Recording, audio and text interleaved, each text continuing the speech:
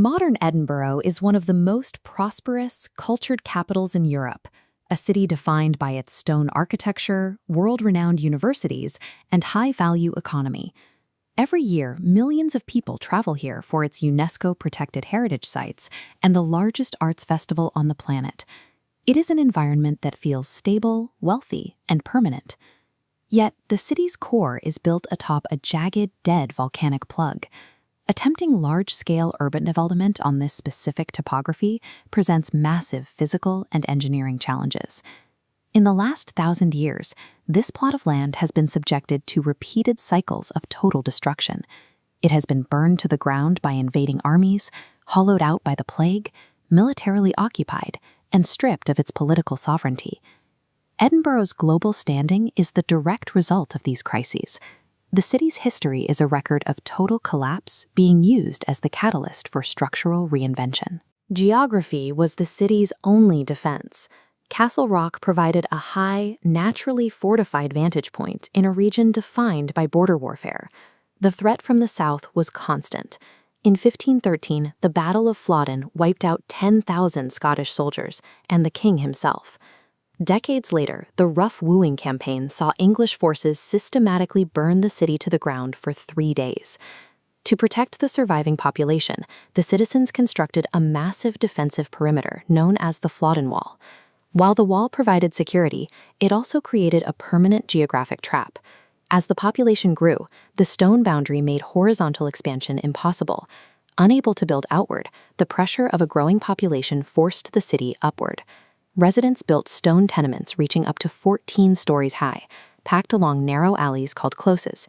It became Europe's most densely populated urban environment. Military fear and geographic constraints resulted in the earliest version of high-density skyscraper living. In 1707, the city faced a threat that wasn't physical, but political.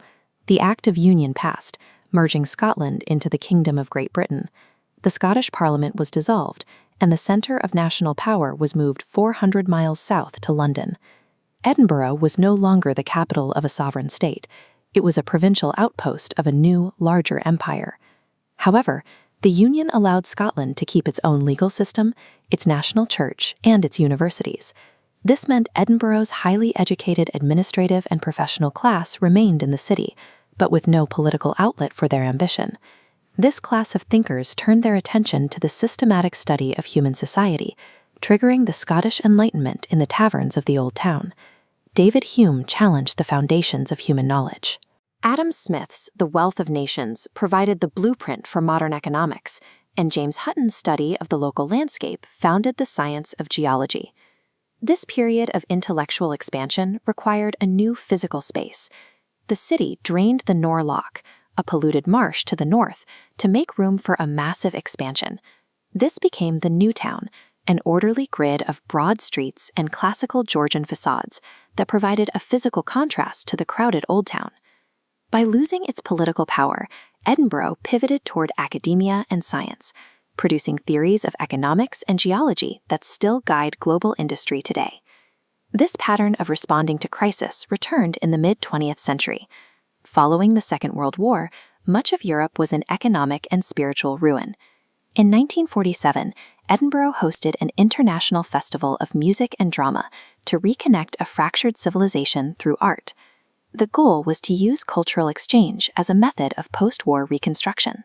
This initiative grew into the Edinburgh Fringe, the largest arts festival on Earth, which now brings over 3 million visits to the city every August. During its most difficult post-war years, the city successfully bet that cultural expression would be the key to its global future. After nearly 300 years, political power returned to the city. In 1999, the Scottish Parliament was re-established. This returned power is housed in a modern architectural complex of concrete and grass roofs, a stark visual contrast to the ancient stone of the Royal Mile that leads up to the castle. Edinburgh's history is a record of taking the friction of fire, political loss, and urban collapse, and using those moments to find new directions for growth. The city is defined not by what it has survived, but by what it has built out of the ruins.